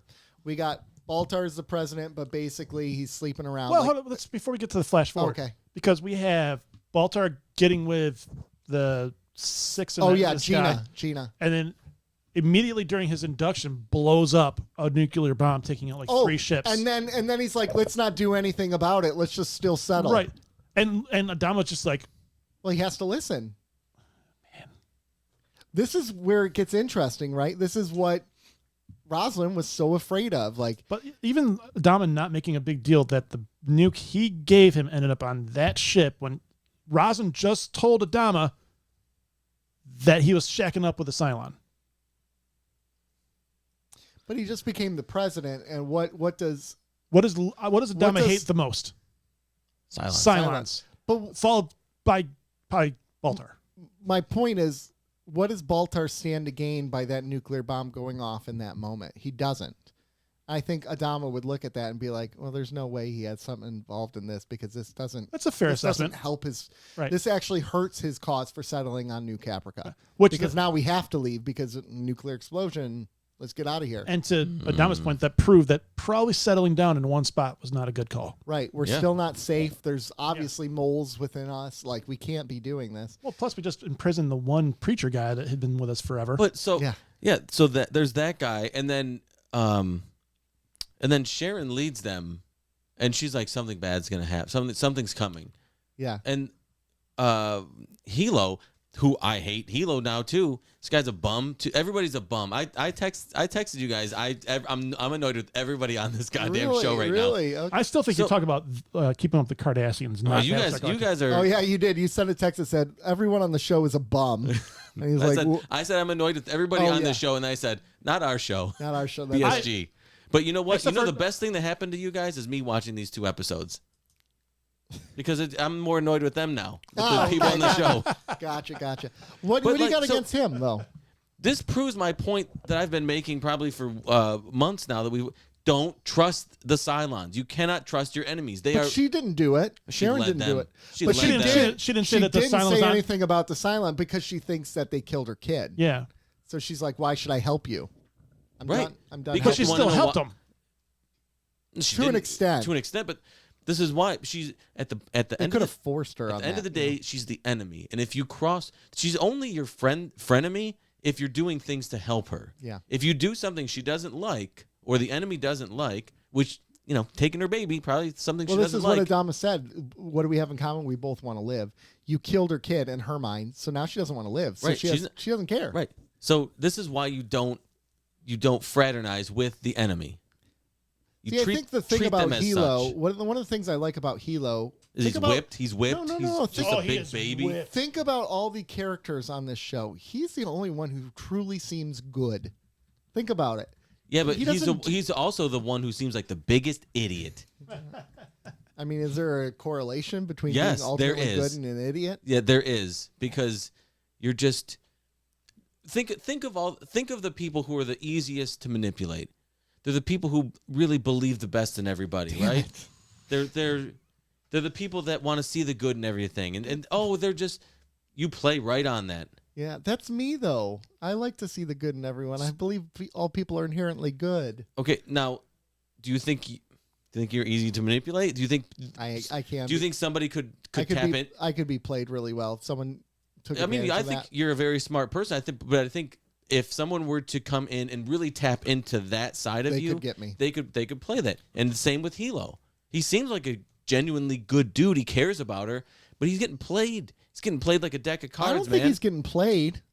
I don't think he's getting played. I don't think she has an ulterior motive with him. She might now, because she says, I don't care about you and I don't care about these people. Yeah, at that moment she didn't. And he's like, don't give up on us. But he's getting played in the fact that, like, everybody, he just looks like a moron to everybody else. Like, he just looks like some, and I hate to use it, but he looks like a cuck. Like, he looks like a what? A cuck. Huh? Like, cock-a-doodle-doo. You're not familiar with that term? No, I actually am not. Cuckolding is like a guy who's like basically a guy who lets his wife do whatever she wants with other people, men. and he watches, or he's So okay Ty? with it. Pretty much. Yeah. Ty is too. Ty said it this episode. Yeah. He did. Yeah, he basically called Ellen a whore. And Yeah. she's like, I want you. Not denying Yeah. what. So he knows what she is. But he's just you're like, see, a bum. I like Hilo. He's trying to fight for what's good and right. Oh, I'm really curious to find out what happened to Space Boomer now past the year. Like, where's she at? Oh, yeah. Is she still in the brig, or what's happening with her on the Galactica? Yeah. Is a year she's still brooding like, I don't like you. Meh. I mean, so, question. Mm-hmm. This show was written after 9/11, Yeah. right? Good or bad idea to name the baby Isis? Well, I don't think ISIS was a big presence back then. ISIS is more... ISIS is also an Egyptian god. Yeah. I know, but Yeah. ISIS optics. Yeah. Maybe that was intentional. To like... When did ISIS really come? When did ISIS really start? Because ISIS was after 2000. ISIS was like in Obama's presidency. I think that's where he started coming in play. Okay, so it was like 9, 10, 8, like 8, 08, 09, 10. 10 to 12, somewhere in there probably. Really? That recent? Yeah, when they basically had occupied all of Iraq. Yeah, because Al-Qaeda kind of came down and ISIS came up. Okay. So this is like 04, 5? Somewhere in there. 6? Well, This was 06. Okay. ISIS was Do you think 2014. Do you think they were inspired by Battlestar Galactica? Obviously. Yeah, one guy was like, hey, man, they got something here. There's this show that's on the Sci-Fi Network. Do you think if there was like a behind the scenes for ISIS, it was like, okay, guys, we need a name for the group. We got ISIS or Cylons. Yeah. Like, we're gonna vote. What do you want? So or, hey, we all. hey, Pegasus. I want Pegasus. Hey. Shut up. Oh my gosh. I mean, So we're a year forward. Starbucks got long hair. Yep. She still looks a bum. She looks I pretty still with the hate long her. hair, though. No, she doesn't. She looks like a dirt ball. Okay, I know you hate her right now. Such a let's, scumbag. Let's just take a second. She deserves this. Same guy. thing we do every day. She's actually happy to see Colonel Ty. try to take over the She world. goes and That's gives what I him was hoping she would say. Yeah. she goes and gives Ty a big hug, and Ellen looks super confused and a little bit jealous. Oh, I yeah? don't know if you paid attention to Ellen. She looked a little jealous, which is Ellen, ironic. the jealous type. I know, right? And Ty was like excited, and Stark said, "Oh, that'll wear off." You know fast. that checks out though, right? Oh, it totally. Like for that type for of that, woman. yeah, absolutely. I can do what I want, not you. Yeah, She would be the biggest jealous. which is again goes with what you were saying about the Hilo. It's the same idea with Ty here. So we're a year forward in the future. We have the chief is now a union leader. His speech that he gave was a speech directly taken from the 1960s, I guess, like a union strike. Hoffa speech? I don't know who. I think it was an Italian person, but like Hoffa? it was a good speech. It was good. Was Hoffa Italian? I don't know. He's dead. Allegedly. He dead. Do you know where? No. You want to break news on this podcast? No, I don't. No draft coverage. I can't. My back is turned. I'm committed to this podcast. We're talking like 5th round now. Like, who cares? I don't know, man. Noah Sewell went to the Bears. That'll be fun. Who cares? Rodrigo cares. Yeah, that's true. That's true. All right. So Kelly's pregnant with a baby. Then you have the president is back. She's teaching again with Maya, former president. And they're basically talking about how politics suck, and she's like, "But we don't have to worry about that now, do we?" And she's like, the president's got some situation on his hands. Hands are washed. Hands are washed. It's kind of nice, though. I think to me, like they've been fight or flight for so long. It's nice to them going back to what they know. You know, here's the chief knows how to lead people, and he's doing it as a union leader. But everyone's Starbuck dirty knows how to intense. nag. I know, but Starbuck knows how to nag. She's teaching intense, not past tense, intense.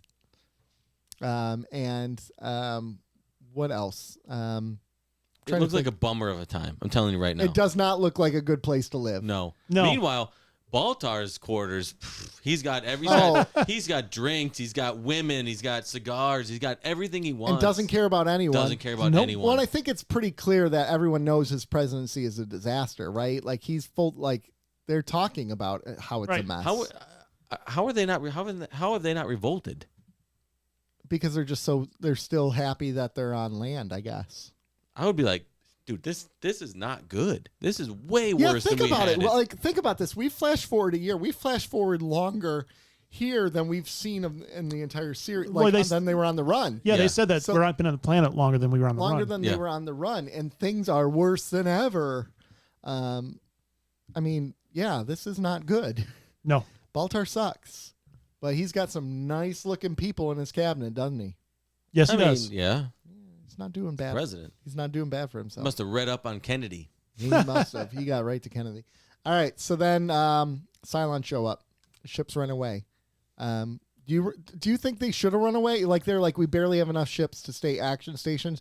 Do you fight to the bitter end or do you run? You run so you can try to plan. Okay. Because they're just going to get annihilated. They're just going to get annihilated. You can still come back and get annihilated, but at least you have a plan. But But like, why is there assumption that everyone will be fine on the planet? No, there's no assumption. I don't think there's that assumption. Who said that? Okay, because part of my thinking is we'll come back for them later, right? Like that's my assumption. I think their thought is maybe we'll come back for who's left. Yeah. The freedom fighters, the 5 people who are still alive. Anders. Yeah, and hopefully not. Playing pyramid. I say playing pyramid ball. Yeah. Playing pickleball. Yeah, exactly. So they're running. They're gone. They out. Yep. And do you think he's going to get his meds? Because that never resolved. No, it never does. No, you're right. Not in that episode. No, because there's no. Starbucks like, can you get me some meds for my boyfriend or my husband? For my husband. Married. They're married now. I do like how the Cylons are like, we're going to leave you alone. We're back. But they still are like, if you don't resist, we won't have an issue. Yeah. Which is like, okay. But they're led by Space Boomer and Caprica 6. So this is the first time Caprica 6 has seen Baltar since what they call those two? The influencers? The war heroes. The war heroes. The war heroes. The influencers. Yeah. The influencers. They're on Instagram like they're on TikTok. Yeah. Hey. Taking over New Caprica. Yeah, but she's clearly shook by seeing him. Yeah, she didn't know he was alive. And he's shook by seeing her. So But she was like, I know you very well. Mm-hmm. And he was like, and I think you do. That's when he realizes who it is, I think. Yeah, he's like, I'm screwed. Yeah, he is. Literally. He was crying. He was, as Pussy. he surrendered. But that's the first time you've seen Baltar seem to care. He doesn't. He doesn't care. He knows he's fucked. Yeah, he knows he's. You think that's what it is? Yes. Yeah, he's one-upped. What gives you? What has he done to give you the benefit of the doubt? Nothing. He's done nothing. But I want to believe that in that moment, this is what he we realizes were just talking. every single decision he made was terrible. We were just talking about you getting manipulated because you want to see the good in people. He manipulated me. He got you. In your cult, in the guy's Baltar cult.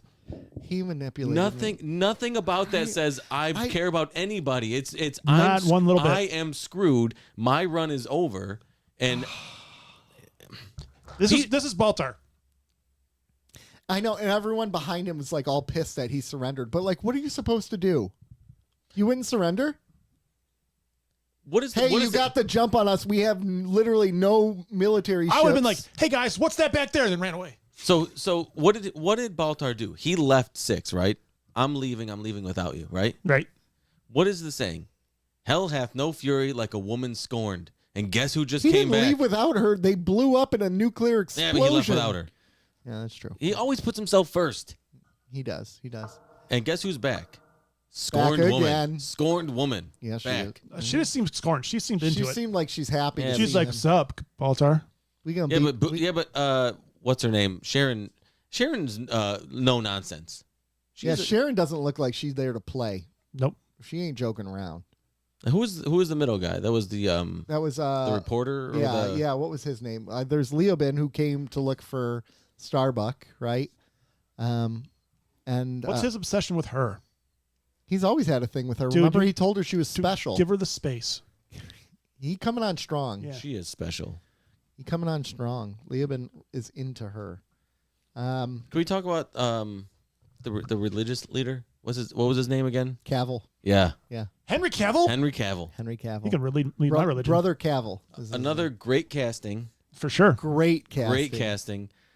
Great performance. And the scene where they like They're talking to they're each talking other. to each other, and but where he's like, I'm not a Cylon, and they bring him in. He's like, well, Gigs up.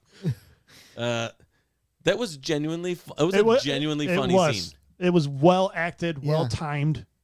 One of the things that I'm realizing about rewatching this and putting it up against DS9 is I think DS9 did really serious and put light moments in there that kind of helped you through some of the more serious moments.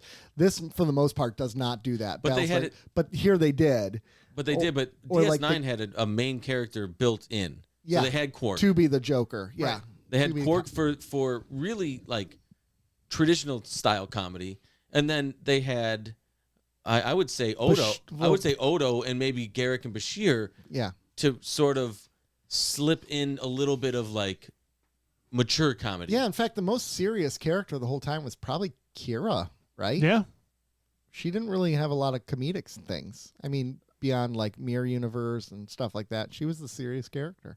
Yeah. Even Cisco had his comedic moments. Not many. Not many though. Not many at all. Not many, because boy don't play. Yeah. O'Brien Don't had mess with him. very few comedic moments, but he's.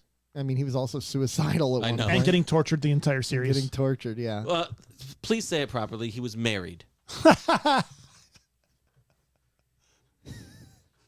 Well played. Well played, sir. Well played.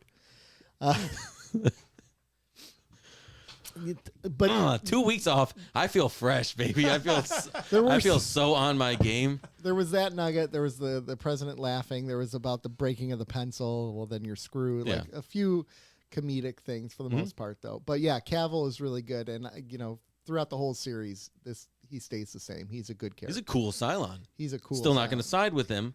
It's a cool Cylon though. Can you understand him though?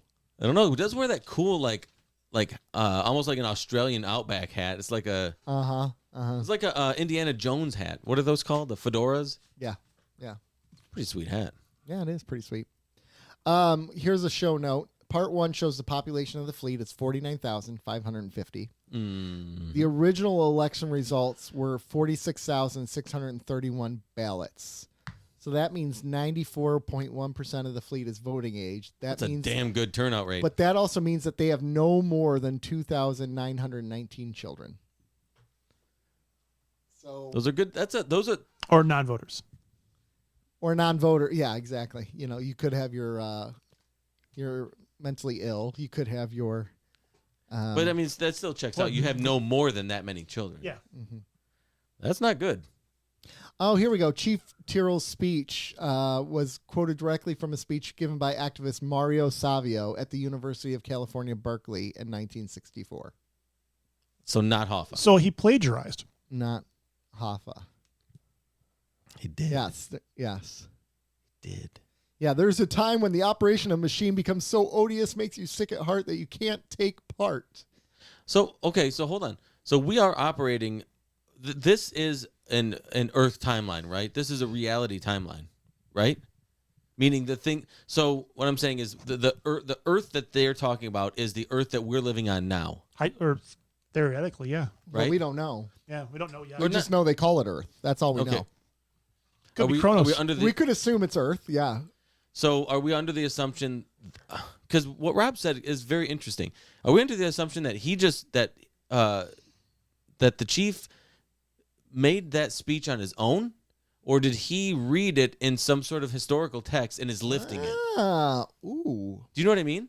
Like he read it as like the way that we would read Here's like Greek history or like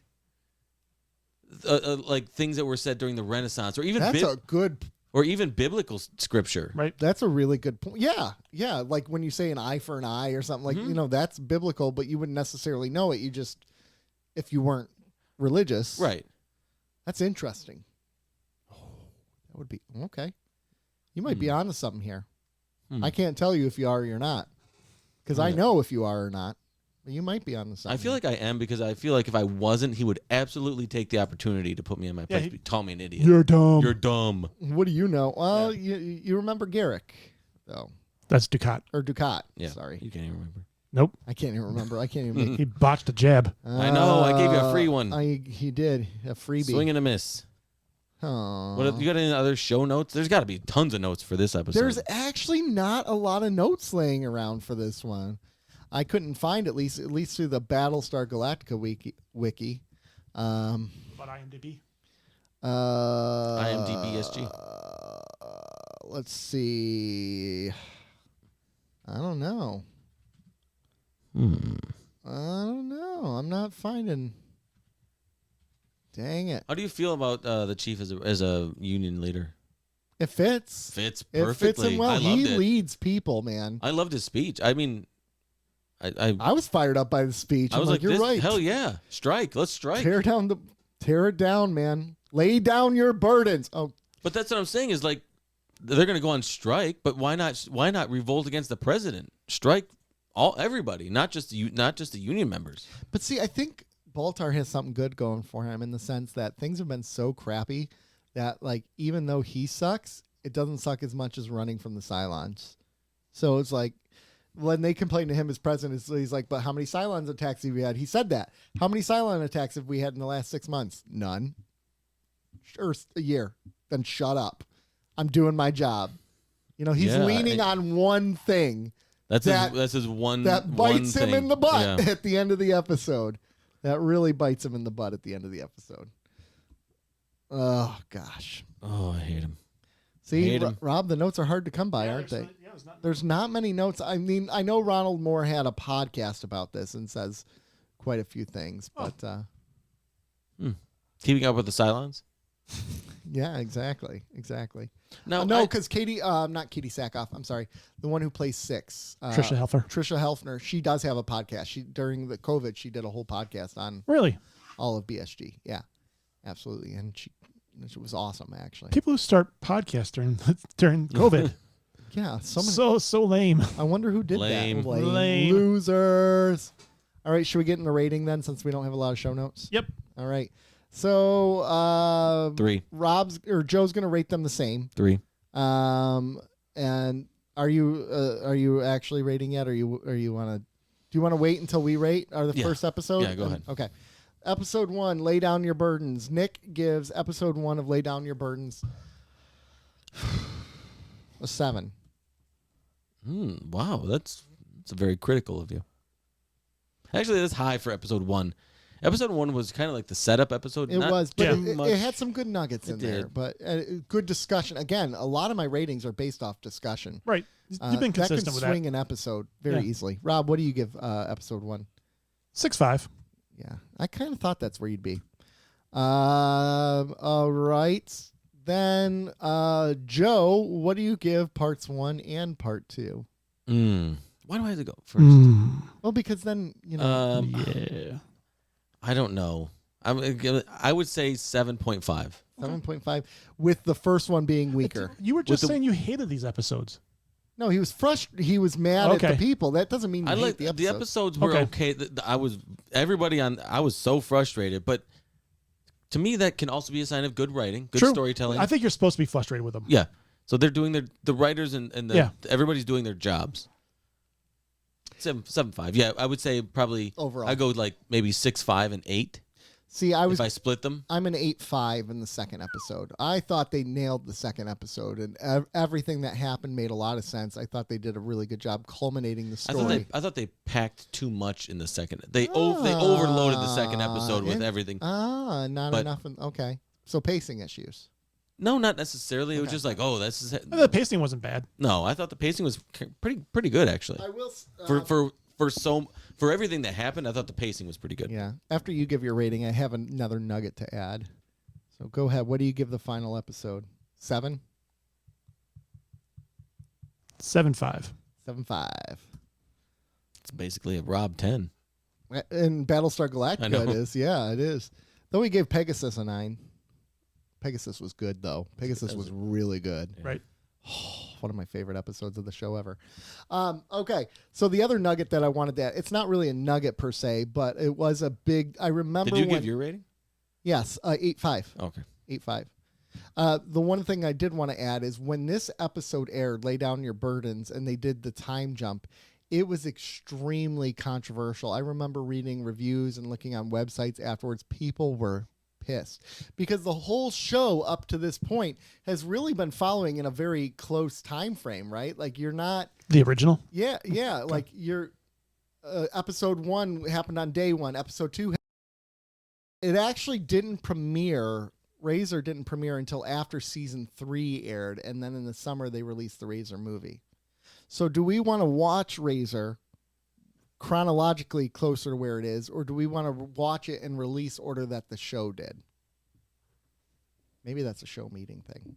I would say wherever it fits in the story. Okay. Yeah. So that would be our next week. I think in between season 2 and 3, we watch the movie and come back with start our season 3. Okay. There you go.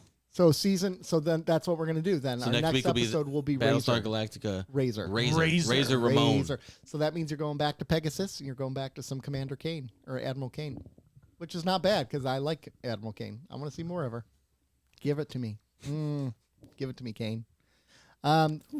So concludes season 2, which means we are down to 41 episodes left. What? Because we got 20 in season 3 and 21 in season 4. I had to throw that extra episode. Get ready because season 4 finale there's part 1, 2, and 3 for the finale. Same name? Same Bam. name. Now we're cooking with gas. I like this. Same name. What about season 3? Do we have any part 1s and 2s? Yes. Same names? Yes. Oh my God. 2 of them. I'm giving them 9s right off the bat. 2 of them. Part 1 and 2. Part 1 and 2. Yep. 9s. Preliminary 9s. Pencil me in for 9s. Yep. So next week we watch Battlestar Galactica Razor. Ramon. Yay! In the meantime, folks, follow us on the Twitter at Cardassians Pod. We'd love to chat with you there. You can find us on TikTok now, which is Keeping Up Cardassians on All right. TikTok. You can go to Instagram, keeping_up_Cardassians. You could go to Facebook. Go to YouTube. You can go to your mom. Yeah, she's all about this show. Yeah. She all about this show. Your mom. She all about this show. She calls 494-0980. She all about it. Yeah. Actually, tell her to stop sending text. Yeah. They're inappropriate. Inappropriate. I'm going to keep sending more. I think they'll just go to you. We're back. We didn't have any feedback? No, nothing came through the line? Oh, frick. Well, now we don't. I think we did. We had a couple things. We'll share them next week. Next week we'll do lots of listener feedback. We'll do listener because we're not going to have. I mean, we'll have the movie, but that's about it. Yeah, movie will take up time. But anyways, thanks for keeping up with us, folks. We loved it. Join us next week as we watch Razor.